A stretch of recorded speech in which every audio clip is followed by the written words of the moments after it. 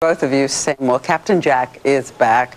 Johnny Depp sailing into theaters this month. And what they say is the final installment. It's sure to be one of the biggest summer movies of all time, Pirates of the Caribbean at World's End. But before we say goodbye, if we're saying goodbye to that eccentric crew, GMA weekend anchor Bill Weir sat down with the man who brought us Captain Jack, Johnny Depp. Hey, Bill. Hello, Diane. Good day for windsurfing here on the Thames. Greetings from London. And yes, I actually sat down with John a couple of times yesterday to talk about the amazing fact that what started as sort of a sketchy premise, a movie based on a theme park ride, has turned out to be a monster franchise, thanks in large part to his interpretation of that certain character, Captain Jack. I always knew you were a good man. When last we left Captain Jack Sparrow, the romantically ambiguous pirate laid a rather unambiguous smooch on Keira Knightley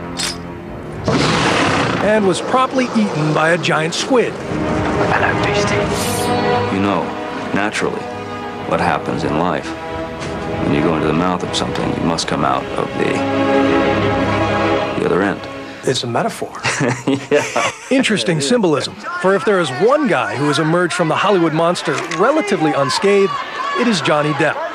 It's been nearly 20 years since he fled 21 Jump Street, deliberately shunning pin-up leading manhood to play some of the most eclectic characters in film. Sophisticated choices for a guy who dropped out of high school not to act, all right, everybody, but to play guitar and sell ballpoint pens over the phone between gigs. That's what I did, yeah. That's what I did for a living, yeah. Oh, it was horrific. Saying, you know, how do you do? You know, my name is such and such. How are you doing out there?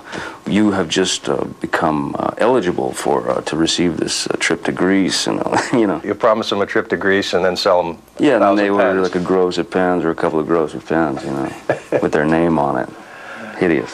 He did date a few starlets through the early years and trashed a few hotel rooms, but after settling down with French actress Vanessa Paradis, he mellowed, became a father, and his work actually got more playful. He reinvented Willy Wonka and earned Oscar nominations by playing the creator of Peter Pan Me wounded, Peter. and creating a pirate that is equal parts Keith Richards and Pepe Le Pew. You stole my boat. That interpretation is now the center of a multi-billion-dollar franchise, which culminates at World's End in a high-seas battle royale. All told, Depp spent 2 years playing out a little boy's fantasy. You've probably figured out a way in your career to inoculate yourself from a midlife crisis. I might have gone through a midlife crisis when I was a teenager, though, you know. You never know. How does comedy satisfy you differently than drama or something tense and psychological? Oh, boy, it's so much nicer. It's so much better than to have to travel into dark places. It's fun to sort of, you know, release the trapdoor and see what everybody's sort of reaction is, you know. You know, for all that pirates are clever cogs, we are an unimaginative lot when it comes to naming things. I once sailed with a geezer, lost both of his arms, part of his eye. What'd you call him? Larry. But he is still drawn to the morbid. Dark. You keep going back to the dark, man. Yeah, I don't know. You know, there's certain things that you just arrive in front of you, like things like The Libertine or Sweeney Todd with Tim Burton, that you just know that there's no way around it. I mean, you must do it. But do you find therapy in your work?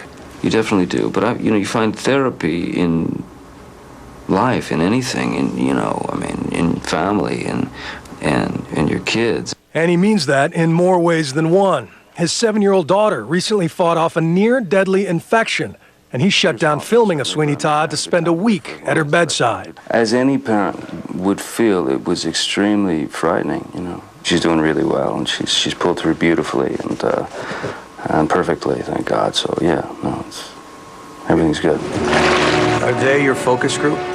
Do you line the kids up and say, all right, Daddy's going to do a little pirate for you? The funny thing is, my kids now, they like Captain Jack and they appreciate Captain Jack and they laugh at Captain Jack and stuff, but at this point they started to ask questions, you know. They want to know the motivation. Listen to me. Yes, I lied to you. No, I don't love you. Of course it makes you look fat.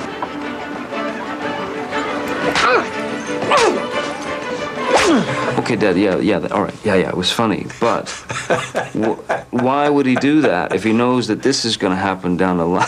You know, so I found myself having to explain my character's motivation to my kids, you know. Daddy, the squid is a metaphor for what? Yeah, exactly.